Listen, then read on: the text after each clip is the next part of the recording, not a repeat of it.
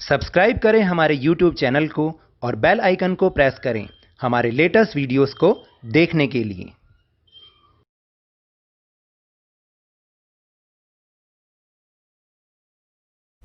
Hello and welcome to Lavneesh sir की class. This is Directorate of Education GNCT of Delhi's worksheet number 27, and it is only for class 6 students. It has taken from the subject Social Science Geography, and we will learn and understand chapter number 5, Major Domains of the Earth, Hydrosphere. So students, आज की इस worksheet में हम इस chapter के under में hydrosphere के बारे में इंफॉर्मेशंस को जानेंगे.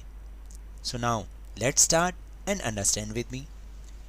Water present in the form of oceans, lakes, rivers, underground water and other water bodies on the surface of the earth is called hydrosphere. So अब आप जाने कि हाइड्रोस्फीयर किसे कहते हैं.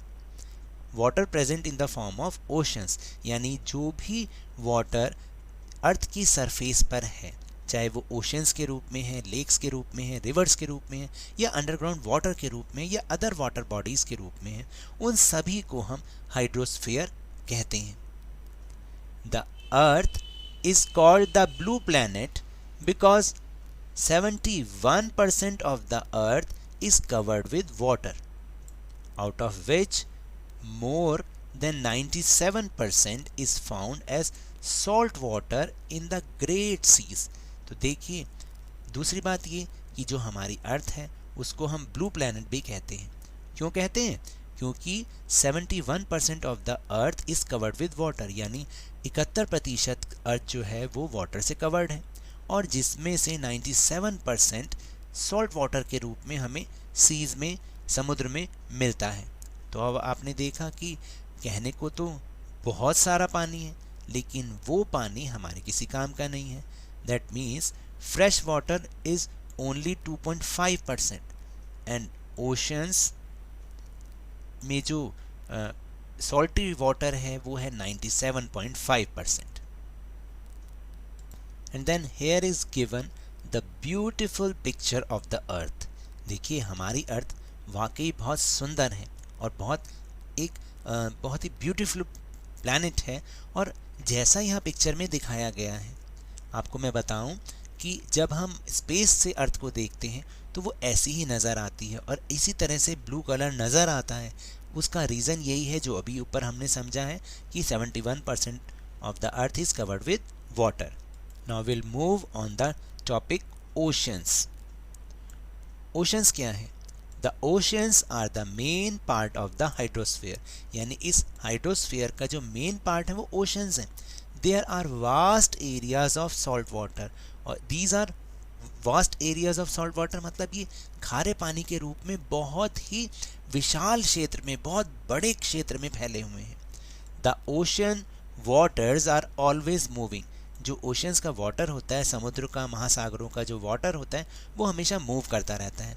The 3 chief movements of ocean waters are, जो main जो movements हैं, जो मुख्य उसकी मूवमेंट्स हैं ओशन की, वाटर की, वो क्या हैं? द वेव्स, जो लहरें आती रहती हैं, द टाइड्स, ज्वार भाटा यानी ऊंची ऊंची जो वेव्स होती हैं, एंड द ओशन करंट्स यानी महासागर, ये धाराएं. ये 3 मूवमेंट्स ओशन के वाटर की होती हैं. Now let's know about the 5 major oceans. The 5 major oceans are, देखिए पूरे वर्ल्ड में 5 मेजर ओशंस हैं.